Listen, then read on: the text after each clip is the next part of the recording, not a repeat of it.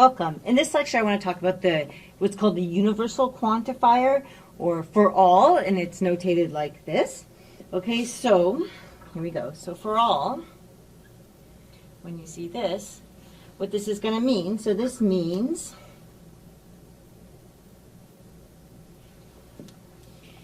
it means for all, or it can also mean for each. There's kind of a subtle distinction there. I like to make the distinction. Not everybody does, but I think it has a little bit of a different meaning because, for example, for all can mean like closer to like everybody has hair color, like maybe in which would make it sound almost something like everybody's blonde. Whereas you could say for each person, they have a hair color. And so then it makes it more clear that the color could depend on the person. So that's why I usually like to make a distinction there, but not everybody does. Okay, so here's kind of our note, our important note. So do this in orange because we're going to be talking about, so NB. It's often for note. Okay, so we need something called a universe of discourse. So we need a universe of discourse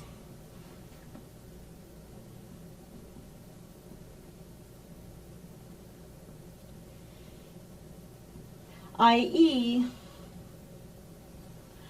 What kinds of objects are we considering? So this is what we mean when we're talking about the universe of discourse. So what kinds of objects are we considering?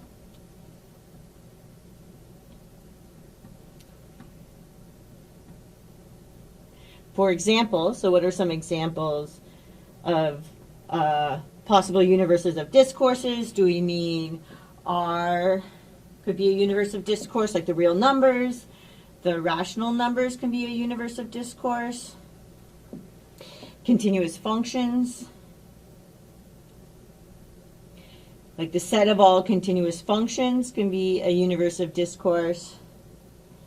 Or even numbers. They could be a universe of discourse, like the set of all even numbers. Right? Because otherwise we don't know what we're considering all of. Oh, like that in a different color. Like otherwise,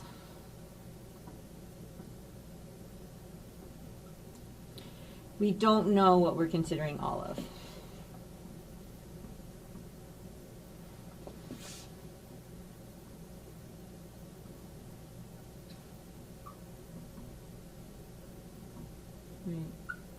Do I mean, right, like for example, if I said everything is an even number, okay, well, that's not, if your universe of discourse is the real numbers, that's absolutely not true. In fact, even if your universe of discourse is the integers, that's not necessarily true. But if your universe of discourse is all multiples of 4, then all of a sudden, yes, that's true. All those are an even number. So you actually do need to say kind of for all of what, right?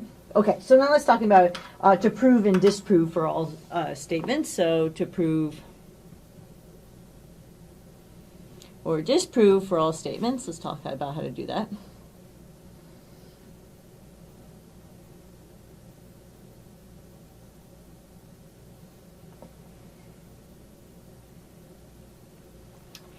Okay, so here we go, to prove. Hey, we'll do this in red because this is going to end up being something that's a for all statement. So to prove.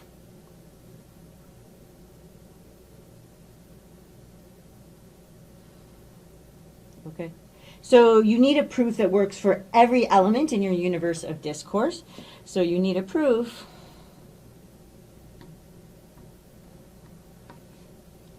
working for every element in the universe of discourse. So every element in the universe of discourse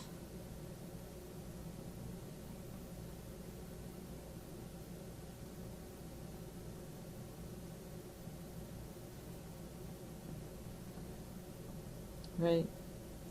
It's important to know, so examples are not enough. So an example, not even a bunch of examples.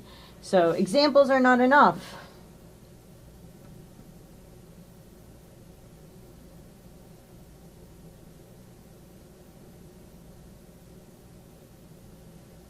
Okay, so what's standard to do is to begin with an arbitrary element of the universe of discourse. Okay, so standard to begin with an arbitrary element of the universe of discourse.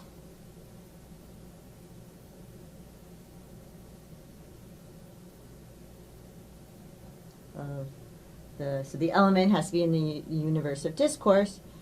So you would say universe of discourse.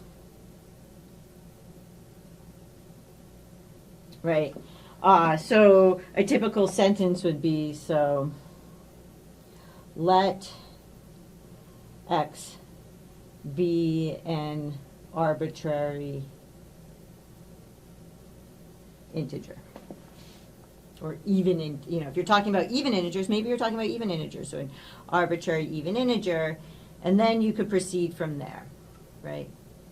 But you would start by saying, let this thing be arbitrary, and then you show it would work for whatever that was. A lot of times the next step then, if it's an even integer, is to write it in the form like 2k, right? There's something like this that you have to work, like often your universe of discourse tells you what you have, like what tools you have to work with, okay?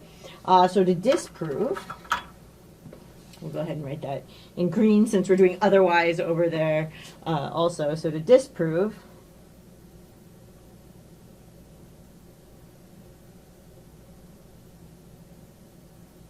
what you want to do is you want to find a counterexample.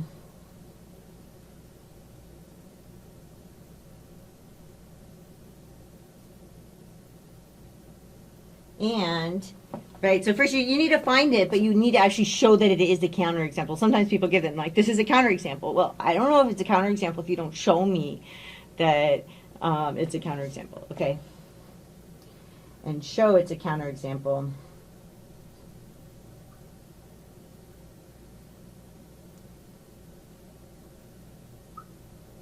Right. So there's something kind of in there. As in you want to say that, so what do I mean by showing it's a counterexample? That it lives in your universe of discourse, but it does not satisfy the conclusion of whatever you said. Okay? So, hopefully that was a little helpful, and I'll go through an example, and I will see you in the next lecture.